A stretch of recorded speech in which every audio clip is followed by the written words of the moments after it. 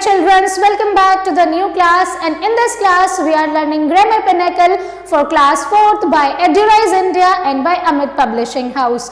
और आज हम स्टार्ट करेंगे एक नया chapter number 24 and the name of our chapter is story writing.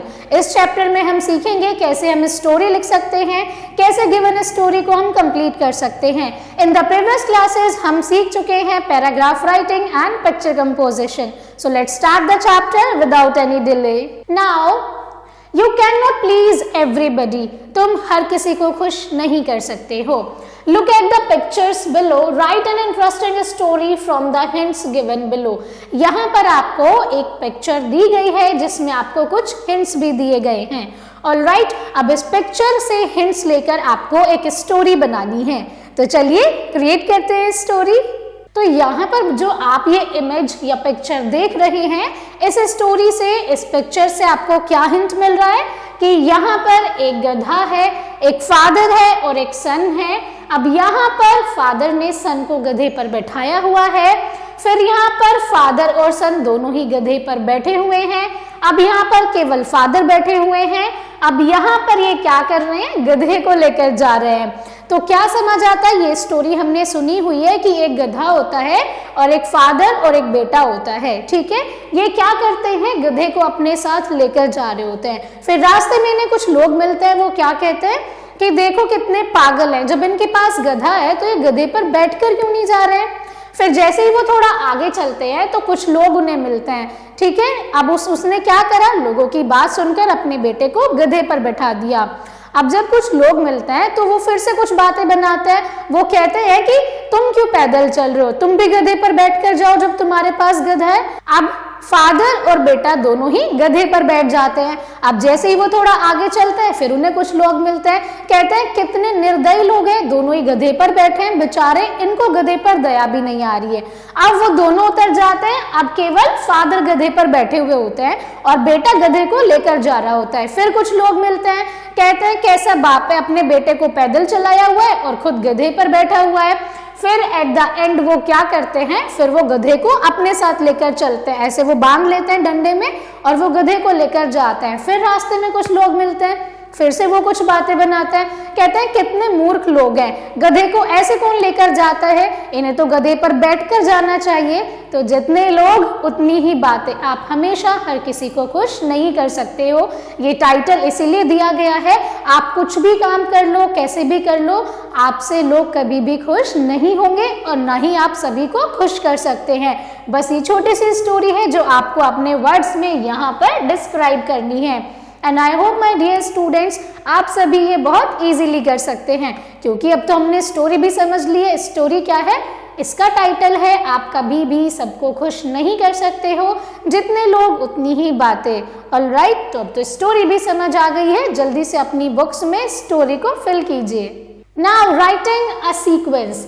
Sequencing is an important skill which a child needs to develop। यहाँ पर sequencing क्या है, एक बहुत ही important skill है जो हर एक बच्चे को सीखनी चाहिए। Sequence का मतलब होता है, अगर आप कोई स्टोरी लिखते हैं तो उसे sequence से लिखिए so that स्टोरी का एक proper sense बने।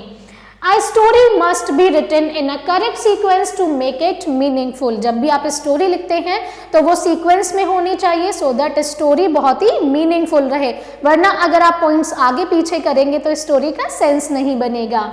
Given below are two stories। यहाँ पर आपको दो स्टोरीज दी गई हैं। The sentences in each of them are jumbled up। इन दोनों ही स्टोरीज में जितने भी सेंटेंसेस हैं वो सभी जम्बल्ड हैं। So rewrite the story by arranging the sentences in correct sequence। आपको क्या करना है, इस स्टोरी में जितने भी सेंटेंसेस दिए गए हैं उनको सीक्वेंस में पुट करना है। So the peacock and the crane। ये एक स्टोरी है पिकॉक और क्रेन की। So the crane felt bad but replied immediately। The peacock kept shut and moved away। The moral of the story is that we should never find fault with others। One day a peacock meet a crane। तो यहाँ से story start होती है एक दिन जब peacock और crane मिलते हैं। Now, what is the second sentence? The peacock teased the crane and said, फिर वहीं पर जो peacock है वो crane को tease करता है और क्या कहता है? I'm so sorry for you, मुझे तुम्हारे लिए बहुत बुरा लगता है. You have so dull feathers, क्योंकि तुम्हारे जो feathers हैं वो बहुत ही dull हैं. Look at the fine colors of my feathers, यानी कि तुम मेरे feathers का कलर देखो कितने प्यारे कलर्स हैं. तो ये हो गया आपका second sentence. Alright, now she said, अब उसने कहा, you look brighter than me, तुम मुझसे ज्यादा ब्राइट दिखते हो, but I can fly high up in the sky, लेकिन मैं स्काई में बहुत ऊंचे उड़ सकता हूँ. All you can do is stretch about on the ground, तुम तो केवल ग्राउंड पर ही उड़ सकते हो. तो ये कौन सा सीक्वेंस हो गया? थर्ड सीक्वेंस हो गया. Now the third sentence will be, the crane felt bad but replied immediately, वहीं पर क्रेन को बुरा तो लगा बट उसने तुरंत ही जवाब दिया. तो ये आपका थर्ड सेंटेंस होगा. नाउ शी सेड, उसने कहा, you look brighter than me, तुम मुझसे ज्यादा ब्राइट दिखते हो, but I can fly high up in the sky, लेकिन मैं आसमान में बहुत ऊंचे उड़ सकती हूँ. All you can do is strut about on the ground, तुम तो केवल ग्राउंड पर ही थोड़ा थोड़ा सा उड़ सकते हो. तो ये हो जाएगा आपका फोर्थ सेंटेंस, यानी कि fourth sequence. Now the peacock kept shut and moved away, वहीं पर जो मोर है वो चुप हो जाता है और वहां से चला जाता है. The moral of the story is that we should never find fault with others. अब इस स्टोरी का मोरल क्या है कि हमें कभी भी दूसरों में कमियां नहीं निकालनी चाहिए, क्योंकि हर कोई अपने आप में परफेक्ट है. तो यहाँ पर ये हो जाएगा सिक्स्थ सीक्वेंस. अब आप सभी क्या करेंगे? इस स्टोरी को अपनी नोटबुक्स में रीराइट करेंगे with the correct sequence. I hope आप सभी को समझ आ गया है कि कैसे आप स्टोरी को करेक्ट सीक्वेंस में पुट कर सकते हैं, क्योंकि अगर हम अब सीक्वेंस से स्टोरी को पढ़ेंगे तो इस स्टोरी का बहुत ही ब्यूटीफुल सेंस भी बनता है. Who will bell the cat? Now they arranged a meeting soon. They looked for an idea to escape from the cat. In the end, they decided to bell the cat. अब यहाँ पर आप सभी को क्या करना है? जैसे हमने प्रीवियस स्टोरी को रीराइट किया है करेक्ट सीक्वेंस में, वैसे ही आपको ये वाली स्टोरी खुद से करेक्ट सीक्वेंस में रीराइट करनी है.